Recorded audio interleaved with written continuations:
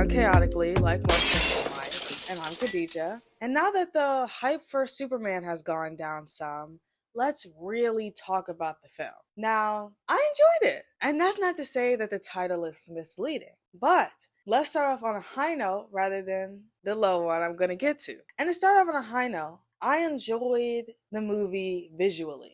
Very colorful, very light, very pleasing to watch. The CGI and everything like that, seamless. The flying scenes are really good. And I enjoyed the soundtrack as well. Very Superman, very loud, very epic. Like what is happening is important. And I very much enjoyed both those elements of the film. There are elements, on the other hand, where in which I believe things could have been done slightly differently to give the film a more well-rounded beginning, ending, and middle. So let's get into that. So we're gonna start with Jimmy Olsen, and you're gonna be like, "Why are we starting with Jimmy Olsen?" We're starting with Jimmy Olsen because his character doesn't make any sense to me. Now, I've seen this character before, and I've seen this character in specifically the Supergirl TV show that was on the CW. Here's my issue.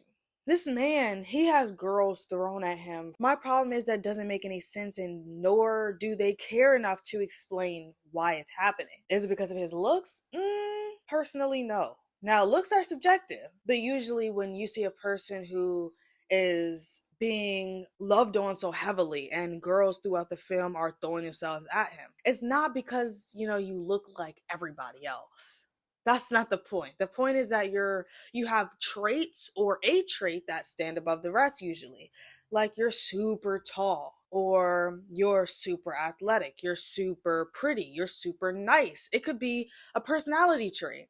But none of that Jimmy Olsen in this film seems to have. He's really not a nice person. His demeanor isn't something that I feel most people would just flock to. His looks is very average, but that's also subjective. And if they explained it further, like maybe one of the girls in the back is having a side conversation and she's explaining that she had sex with Jimmy and it was absolutely fire.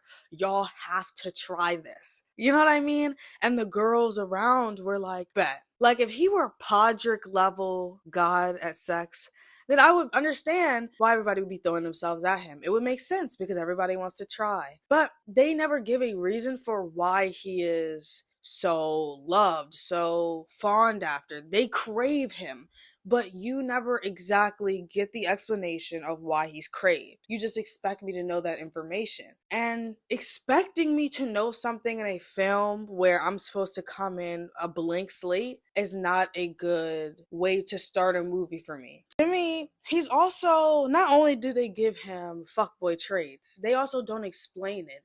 And then they make him a rude person as well. The woman who is currently dating Lex Luthor in the film goes out of her way, puts herself in danger to send him pictures that would incriminate Lex Luthor. And she does this, and he the whole time is being very rude, very disrespectful to her. She represents herself as dumb, so therefore Lex Luthor will see her as nothing else but dumb. The issue is she kind of carries that trait throughout the film, and therefore it's okay for us to judge her just as Jimmy is judging her. But she carried the film. We wouldn't have known that Lex had Superman in a pocket universe if not for her. Like, she gave us a lot of information, and a lot of it was for free, for absolutely nothing but to spend 15 minutes on a date with her, and he was being very disrespectful. But why? Why are you being rude to somebody who's putting their life on the line to give you information? It doesn't make any sense. So he has a lot of traits that, again, don't make any sense. And do I think all side characters should be well-rounded? No, that's not the point. But don't add traits in there you're not willing to explain. Don't give characters these large, over-the-top traits and then no reason for those traits to exist. It's just not well done. And so to move on from Jimmy Olsen now to another high note. I truly love Nicholas Holt's Lex Luthor. And my favorite Lex Luthor will always be the one from Smallville. I haven't finished every single season yet, but the first one through like 4 or 5, he is my favorite. That man is my favorite representation of Lex Luthor.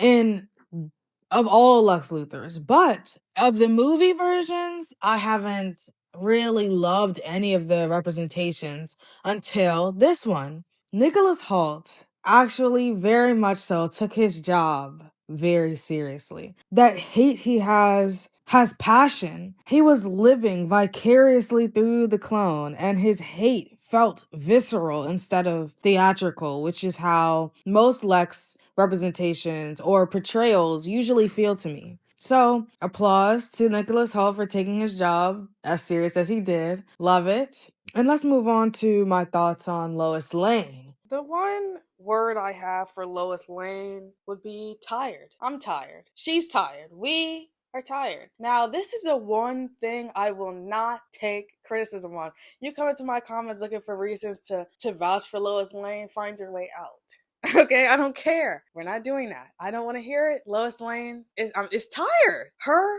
as a being, tired. Superman can exist without Lois Lane. So my question is, why are we acting like he can't? Lois Lane cannot exist without Superman. Fact. Superman can absolutely exist without Lois Lane. Now, I understand that she is his love interest in the comic books and they're fated. I understand that for some adaptations and representations of Superman. But for every single one, all of them, don't get me wrong, every single representation also has their little quirks, their little changes and differences. And I have liked Lois Lane in the past. Superman and Lois is my favorite representation of Superman and my favorite representation of Lois Lane. But that does not make her lovable as a character or likable in the least. Superman is supposed to be one of those kind of people who could fall in love with anybody because he sees humanity as some shiny, pretty thing that he needs to protect. It's toxic, it's crazy, but it's his to protect. He is meant to see humanity and everybody within it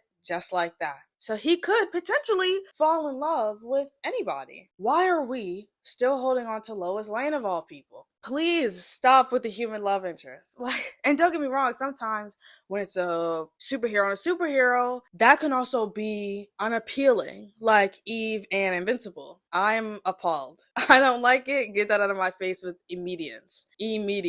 But that doesn't mean I think we should stick to the human superhero trope that we have going on. We need to push forward, move on. That man has a whole collection of kids doing nothing but his bidding. Nothing but what he believes in. He inspired 5, 6, 7 kids to do that same thing. And I don't see them nearly as much as I see Lois Lane, who, don't get me wrong, can be helpful, does help Superman in a way of public interest and stuff like that. But this movie could not be more unlikable in terms of her personality, because even when it comes to not just her job, but her relationship with Clark is very tense to the point where she herself was going to break up with him until he said, "I love you." And all of a sudden that fixes everything. And Lois, yes, is supposed to be a hard person to love. That doesn't make me like her more. Lois can be unpredictable. She can also be helpful. But having Superman or any superhero, let's say, be with somebody else who is also a superhero or has powers, because imagine a world where lots of people have powers. Now, they're going to be randoms walking around every day with powers. Put Superman with one of them, with a Wonder Woman type. And no, I don't want to see Superman and Wonder Woman together. I think men and women can be friends, and they, specifically them, should stay that way. Like Wonder Woman and Batman. The three of them should be nothing but friends or enemies. Nothing more. But, like Wonder Woman, somebody who can better understand his alienation. Because Lois Lane is a human. So she couldn't possibly understand what it's like to feel alienated. To feel absolutely whatsoever alone in a place where everybody looks like you. Everybody feels like you, but you still not the same. Diana could understand that with perfection. Somebody with superhero powers, somebody who has traits like his, powers like his, could better understand Clark and could enhance his story in a different way. But if we never actually try to explore other love interests, you're just telling the same story over and over and over again. And we have told the story of Lois and Clark 1,000 times. I'm tired. I'm tired. Really tired of Lois and Clark. It's Lois Lane is helpful. She does help his story in ways, and I'm not gonna try and belittle her part in that. Because, like in Superman and Lois, the show, again, very helpful. She's useful, but she's also loving. She's also caring. She's a well rounded character. This Lois Lane, not so well rounded. And obviously, the show is going to be more well rounded than a movie. That doesn't change the fact that well done movies have well rounded characters. And Lois Lane in this film felt like she wasn't helping his story be more inspiring, just more critical. Why do people love Superman? Why are you making the choices you're making? She gives him a reason to be emotional in a way that we don't get to see other superheroes be emotional. But she does not give him the feeling, or me the feeling, of yes, they should be together. They're so good for each other. No, they should only be together because we know the story of Superman and Lois. Other than that, nothing about this movie right here is yes, they should be together forever. You made him say, I love you, and it showed us nothing about their relationship that was loving, or I could see why he would fall in love with somebody like her. We just are expected to know that information. And again, like with Jimmy, I don't want to feel expected to know something. This is supposed to be a blank slate. We are starting over. So why are you expecting me to know why he loves Lois Lane? This is not like you're giving me reasons to love Lois Lane or understand better why he loves Lois. But that's personal, nor am I taking questions or comments on that. I'm serious. I don't want to hear it. Hey, it's Zaria, and I'd like to add something really quick. In the Daily Planet, Lois basically calls out that Clark has been using himself for views and being a biased interviewer. Then later, when it's brought up in the apartment, it's fine for you to interview Superman as a unbiased journalist, even though you're in a relationship with him. For months, doctors can't operate on their loved ones because they're biased. They'll do anything they can to save them. You can't unbiasedly interview someone you're having sex with. It's unfair to him and it's hypocritical of her. Please get it together. And as a journalist, you should know, by definition, what biased is. You're going to be biased anyways. But you have to be as unattached to your emotions to the person you're interviewing as possible to get the truth. You can't do that if you're sleeping next to them at night. And that's my tidbit. Bye. Now, I believe the movie is supposed to be hopeful, right? Because he's Superman. And he literally has the symbol of hope on his chest, right? He is the white savior of all possible white saviors. That is Superman. So when you look at him, there's supposed to be this glimmer and be astonished by him. And there are two moments I feel that could have made this hopeful film more hopeful, let's say. So one of those moments is specifically there are a bunch of kids holding up this flag of Superman. And who actually comes to save the last kid who put up the flag? Not Superman. It was the Justice Gang. And yes, everybody needs help. But I feel this moment could have been done in a way that was still hopeful, still Superman's moment, and he doesn't miss the end of the movie. So in this moment, Clark should have beat his doppelganger, because this is not Homelander. Let's move on from that weird plot point. He should have beat his doppelganger, and then he should have rushed to where the kid was, saved the kid, did some cleanup with the army that was coming to kill the people, right? And then he should have been called away by Mr. Terrific because the land is opening. Metropolis is splitting in half. He needs help. Superman, he's busy. He can't be in two places at once. And that is where the weakness lies.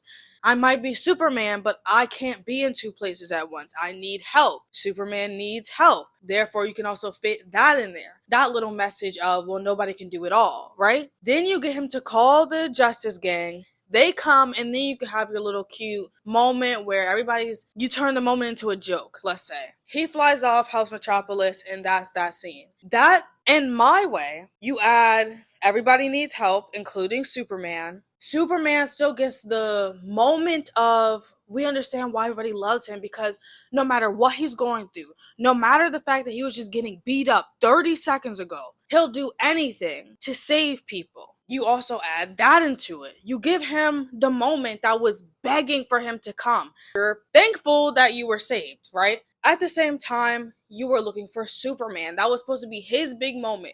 We were leading up to this because this war that's happening, this issue, is directly affected by Superman, has directly something to do with Superman. And then when it's time to come and end the problem, to stop the issue, you don't even send Superman. That could have been a very hopeful moment had they let that be a well-rounded scene and Superman actually being super. That's the first one. The second moment is the speech that he gave Lex Luthor at the end of the movie. At the end of the movie, the people go, "We owe Superman an apology." Why? That's my question. Because we all got mad at Superman, right? Because his parents told him to come here and conquer Earth. But for some reason, now he deserves our praise again.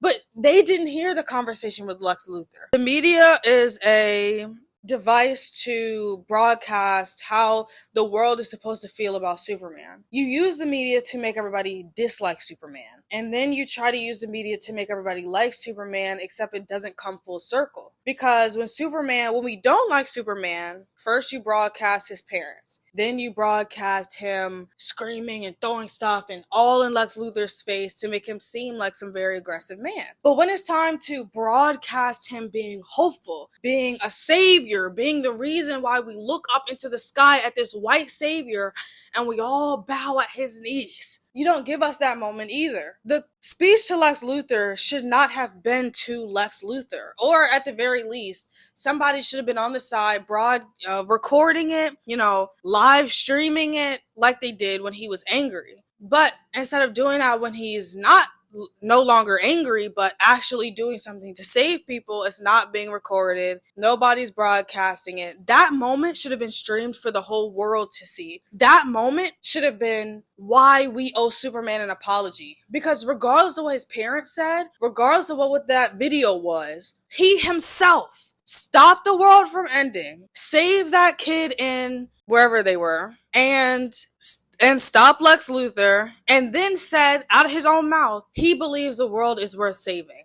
This could have been a very well-rounded situation here, but they use the media and then they try to take out the media. They try to just play it a little bit in there. Well, he deserves an apology. But what do the media really see? What did they see that was like, regardless of what his parents said, he deserves an apology for us being so mean to him? Why? His parents still said he should conquer the world. How was he going to conquer the world if the world is dead? So realistically, if he still was going to conquer Earth, him saving Earth wasn't for humans, it was for him. Does that make sense?